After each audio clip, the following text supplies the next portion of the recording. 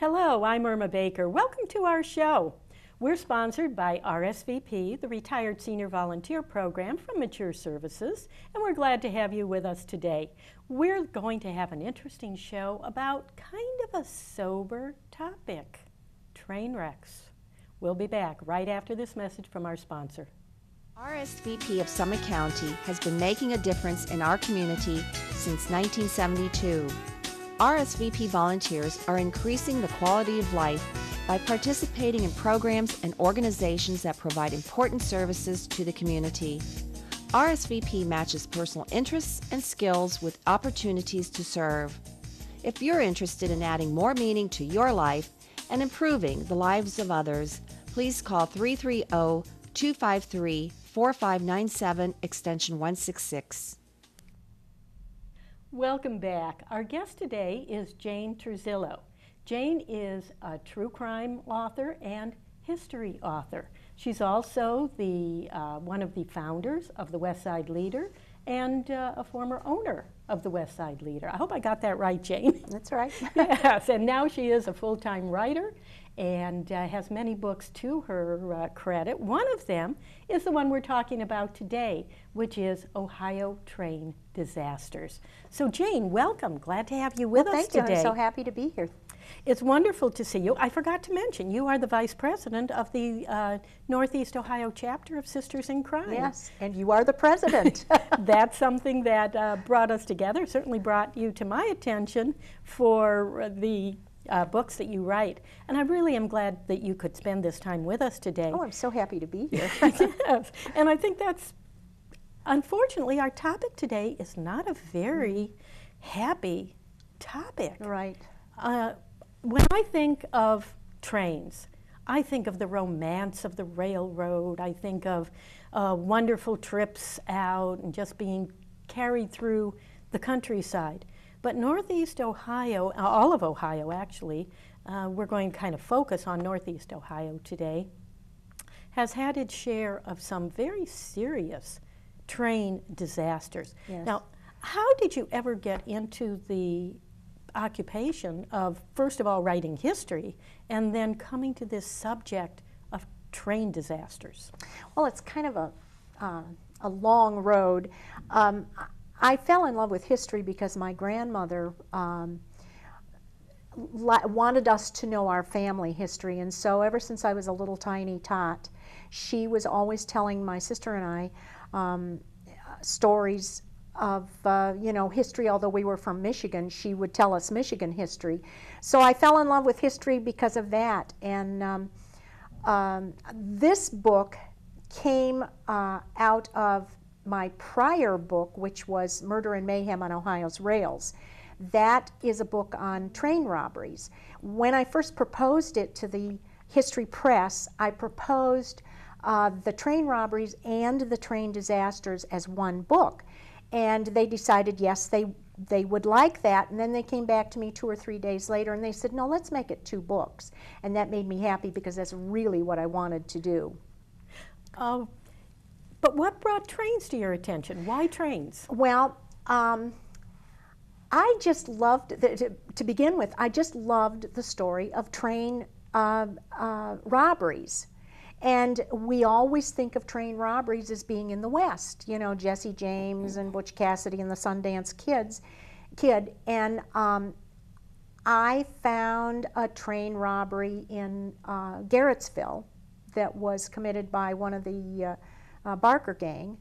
And that's kind of what got me into it. We don't think about train robberies in Ohio. We think of them out west, and actually the first peacetime train robbery was in the state of Ohio. And then a friend actually said, oh, you should add disasters to this too. And so she told me about one of the train wrecks that I'd like to talk about today. And I just start thinking to myself, let me see what I can find here. And so I uncovered these 10 train disasters. How did you do your research? What kind of research did you do, and how did you actually get this information? Because some of it goes back over 100 years. Right. Each one each one leads you in a different direction as to how you're going to, or how I was going to research it. A lot of it came from old newspapers. Boy, you know, you just name it. One of the, and the newspapers would name people in the articles, and so I would then I'd start looking up the people, and I might go to the census to get, you know, exact names and ages, and then that might lead me to something else. And just, you know, books, I got it from books, I got it from newspapers. The census, I got death records, birth records, old manuscripts, historical societies, libraries, you name it. It's just, no wonder you're a full-time writer. There's no way you could do all that research and be trying to go to an 8-to-5 job or anything no, like right. that. Yeah. But I'm sure you had help with the research. I Talk did. about the kind of people who have helped Okay, you. I did. First and foremost, I knew that I was not a train expert. So I was lucky enough to meet a retired engineer. He was an engineer and mechanic for the Indiana and Ohio Railroad, and he's now a volunteer on the Whitewater Valley Railroad.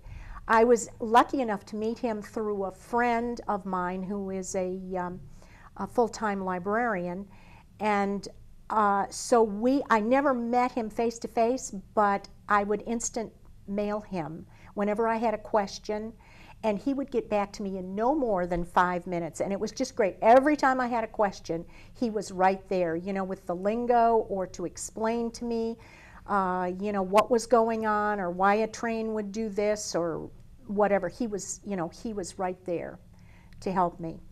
So he was probably my biggest, other than the librarians, and I never can say enough good about the librarians. It certainly adds to the authenticity and the integrity of the book, knowing that you have put that much into the research and that you really made that supreme effort to make sure that what's in there is accurate. Did you find a lot of conflicting information in your research? Oh, sure. There's always, you know, whenever you're doing any kind of research, you know, historical, whatever it is, but primarily historical, you find conflicting. And so if I can't prove one side or the other, I'll put both things in. Now, when you were writing it, it had to be an intense effort and a lot of time, a lot of focus. Just in reading the book, I mean, there are some, frankly, horrific scenes Yes, there are. in the chapters of this book. How did it affect you personally? Well, what I wanted to do early on, and what I do with all of my writing, is I like to present the personal, you know, the small stories of heroism, and the stories of the victims.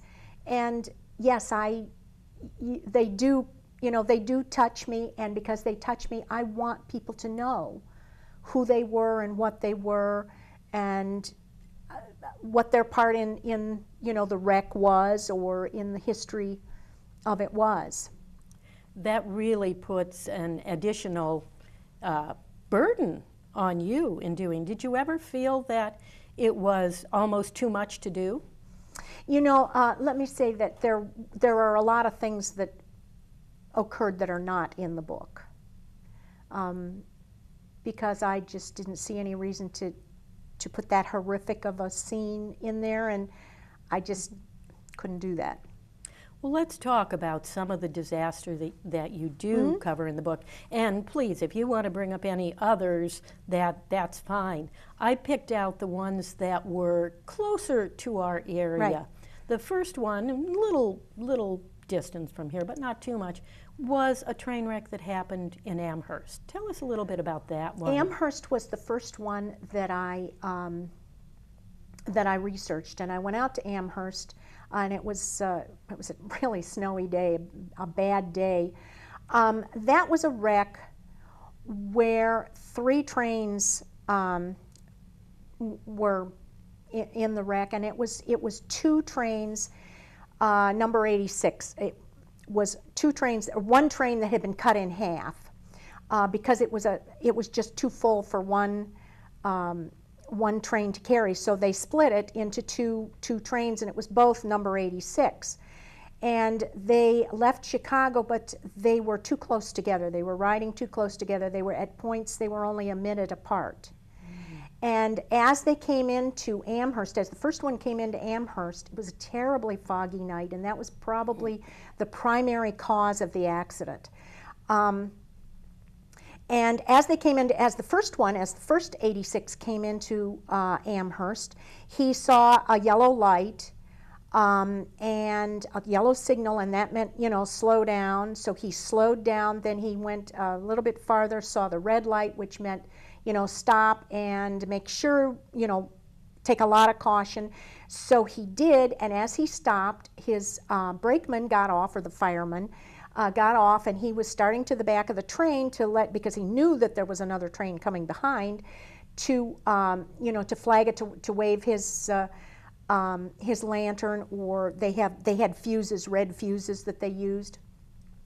But before he could get to the back of the train, his train started up again, so he got back on, and then the train stopped again. He tried to get off again. Well, by that time, the second train that was coming behind, it was too foggy, and he could not see the lights. He didn't see the train, and he slammed right into the back of it, and it pushed some of the cars over onto the next rail.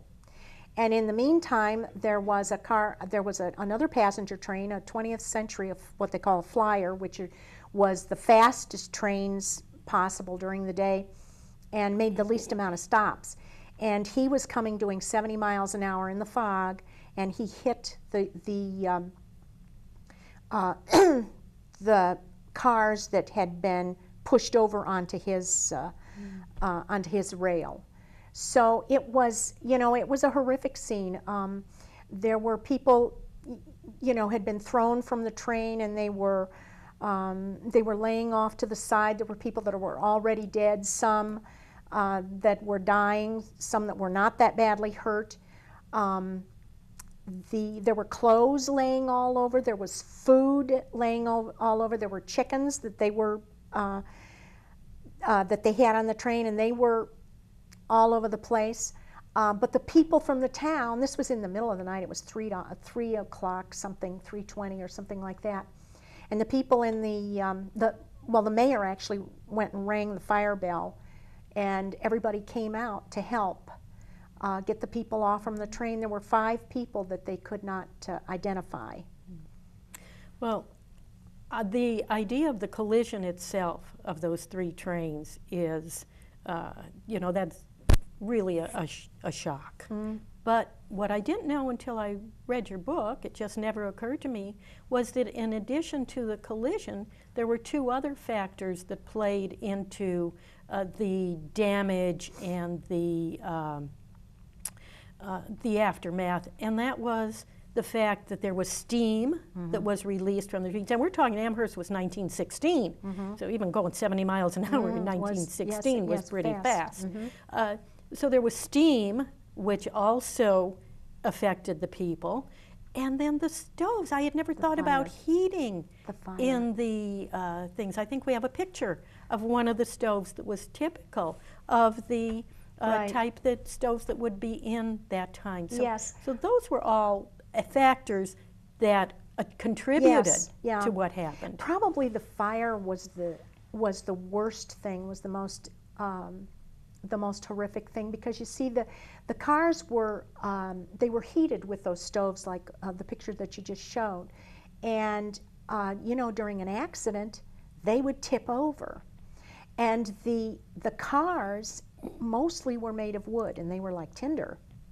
And also at night, the cars, the lighting came from lanterns on the ceiling that were you know, oil lanterns. And so when those things got tipped over, naturally they caught fire, and people would have to smash the windows out in order to get out of the, you know, get out of the train. That was probably what killed the most people.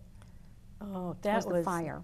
these scenes are really something that you really don't want in your memory for too long. Well, let's talk now about Middletown. That was another serious disaster.